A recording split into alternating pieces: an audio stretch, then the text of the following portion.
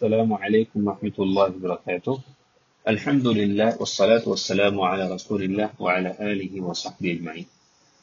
அன்பார்ந்த மாணவர்களே, அல்ஹம்துலில்லாஹ் நம்முடைய கிதாப் உசூல் ஸலாத்தா அதனுடைய தொடர்ச்சியா பார்த்து வரோம். இப்போ சென்ற வகுப்புல பாத்தீங்கன்னு சொன்னா ஈமானை பற்றி நம்ம ஆரம்பிச்சோம். ஈமானுடைய டெபினிஷன் என்ன, அதுக்கப்புறம் ஈமான் என்பது எத்தனை பகுதி அப்படிங்கறத நம்ம ஆரம்பிச்சோம். ஸோ அது நம்ம 73 இருந்து 79 பகுதிகள் அப்படின்னு சொல்லியிருந்தோம். அப்போ அதுக்கு பகுதிகள்னா என்ன, அமல்கள். பகுதிகள்னா என்ன, அமல்கள்.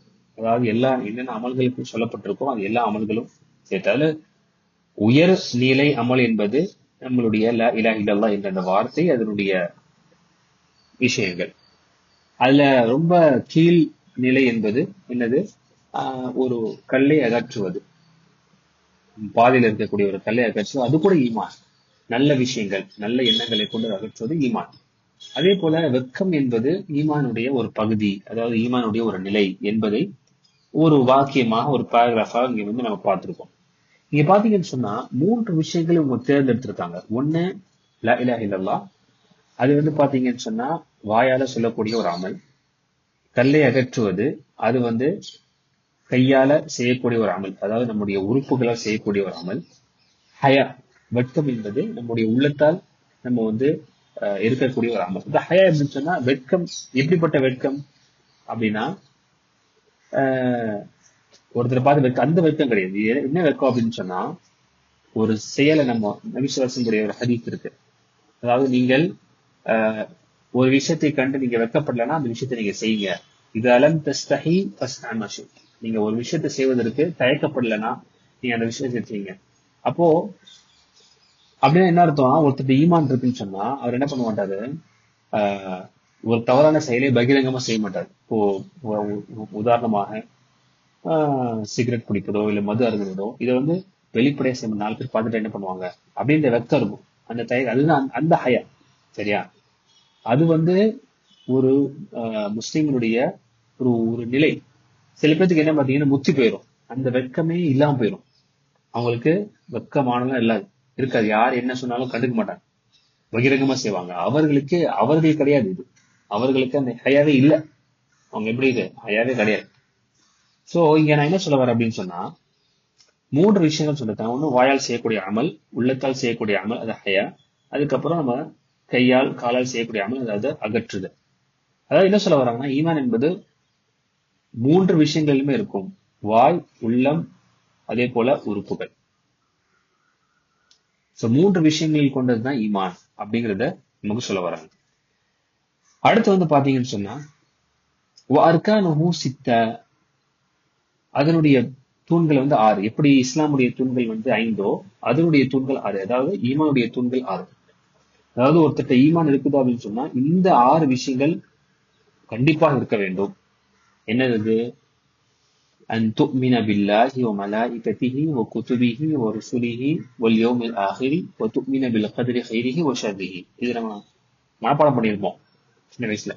அதாவது அல்லாஹ்வை நம்புதல், மலக்குமார்களை நம்புதல், வேதங்களை நம்புதல், ரசூல்மான்களை நம்புதல், மறுமை நாளை நம்புதல், அதே போல விதியை நம்புதல், நல்லது கெட்டது அனைத்தும் அல்லாஹ்வின் புறத்திலிருந்தே வருகின்றது, அல்லாஹ்வின் நாட்டப்படியே நடக்கின்றது என்பதை நம்புதல். அது விதியோடு சேர்த்த விஷயம்தான். அப்போ இது பாத்தீங்கன்னு சொன்னா இந்த 6 விஷயங்கள் நம்முடைய வாழ்க்கையில நம்ம எப்படி நம்பணும் அப்படின்னு சொன்னா, இப்ப அல்லாஹ்வை நம்புறது அப்படின்னா எப்படி, அல்லாஹ் அவனுடைய இருக்கிறான், அவனுடைய பிரசன்ஸ் நம்புறது, அவனுடைய பிரசன்ஸ் நம்புறது, அவன் இருக்கிறான் என்பதை நம்புவது. சரியா? அடுத்து அவனுடைய ருபூபியத்தை நம்புது. ருபூபியத்தை நான் படிச்சிருக்கோம். நம்ம அவனுடைய செயல் ஒருமைப்படுத்துதல். அதே போல அவனுடைய உலகத்தில் நம்புறது, அவனுடைய வணக்க வழிபாடுகளை ஒருமைப்படுத்துதல். அதே போல அவனுடைய அஸ்மா சிஃபாத்தில் நம்புது, அவனுடைய பெயர்கள் மற்றும் பண்புகளில் நம்புதல், ஒருமைப்படுத்துதல், இதை நம்பணும். அதே போல மலக்குமார்கள், என்னென்ன விஷயங்கள் அல்லாஹ் சுப்ஹானஹு வ தஆலா குர்ஆன்ல சொல்லியிருக்கானோ மலக்குமார்களை பற்றி, அவருடைய பண்புகளை பற்றி, அவர்களுடைய எண்ணிக்கைகளை பற்றி நிறைய விஷயங்கள் சொல்லியிருக்கான். உதாரணம் வந்து பாத்தீங்கன்னு சொன்னா மலக்குமார்களுடைய எண்ணிக்கை வந்து நம்மளால கவுண்ட் பண்ண முடியாதுன்னு நல்லா சொல்றான். அது அப்படியே நம்புது. சில மலக்குமார்களுடைய பெயரை பெயரை சொல்லியிருக்கான். ஜிப்ரீல், மீகாயில், இஸ்ராஃபில், அது அப்படியே நம்புது. அதே போல வந்து மலக்குமார்கள் வந்து அவங்களுக்குன்னு ஒரு மஸ்ஜித் இருக்கு. பைத்துல் மஅமூர் சொல்லிட்டு ஒரு மஸ்ஜித் இருக்கு. எங்க? காபத்துல்லாக்கு நேரா மேல 7வது வானத்துக்கு கீழே அவங்களுக்கு ஒரு மஸ்ஜித் இருக்கு. அதுல ஒரு தடவை 70,000 மலக்குமார்கள் போவாங்க. ஒரு நாளைக்கு 70,000 மலக்குமார்கள் போவாங்க. அதுக்கப்புறம் அந்த மலக்குமார்களுக்கு அளவுடு கிடையாது. ஒரே ஒரு தடவை தான் அந்த மலக்குமார்களுக்கு அளவுடு. அடுத்து ஒவ்வொரு நாளும் ஒவ்வொரு புதிய 70,000 மலக்குகள் போயிட்டு இருப்பாங்க. எந்த அளவுக்கு அவங்களுக்கு வந்து பாத்தீங்கன்னா எண்ணிக்கை இருக்குன்னு நம்ம கற்பனை கூட பண்ண முடியாது. சுப்ஹானல்லாஹ். அதே போல வேதங்களை நம்புதல்.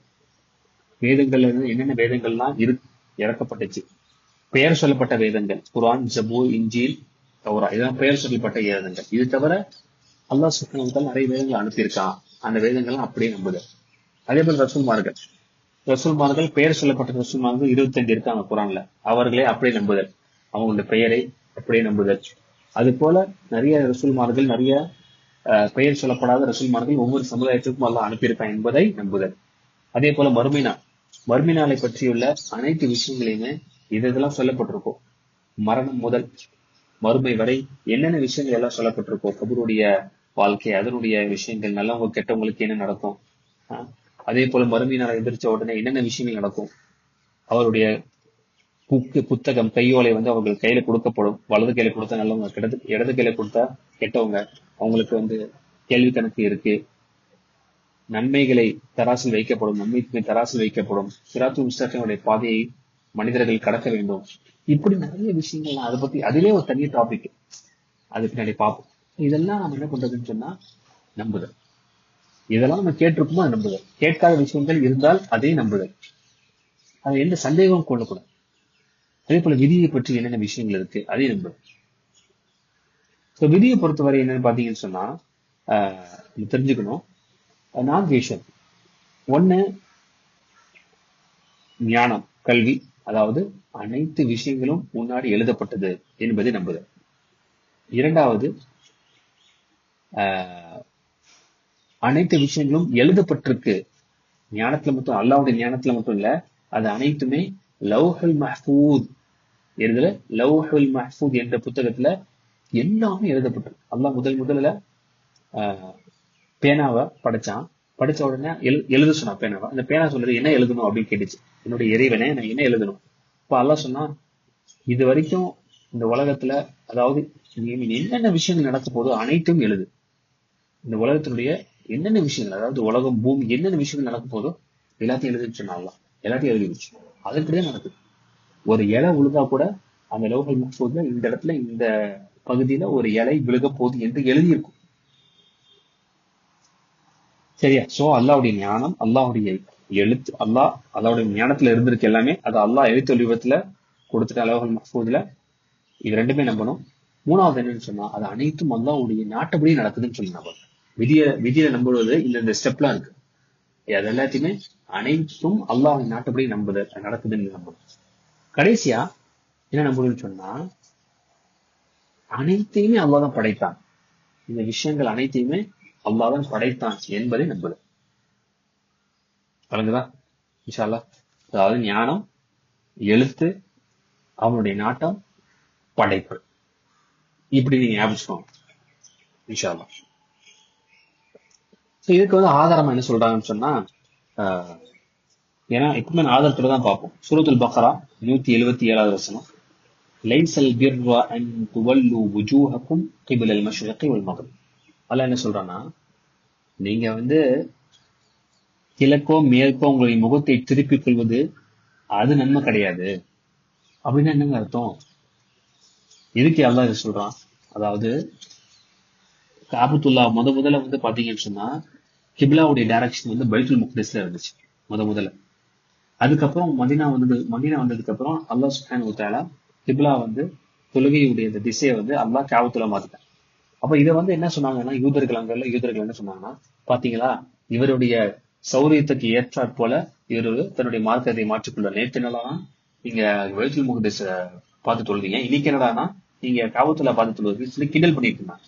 அப்பதான் அல்லாஹ் என்ன பண்றான், நீங்க மேற்குலயோ கிழக்கிலேயோ உங்களுடைய முகத்தை திருப்பிக் கொள்வதுல உங்களுடைய நன்மை கிடையாது.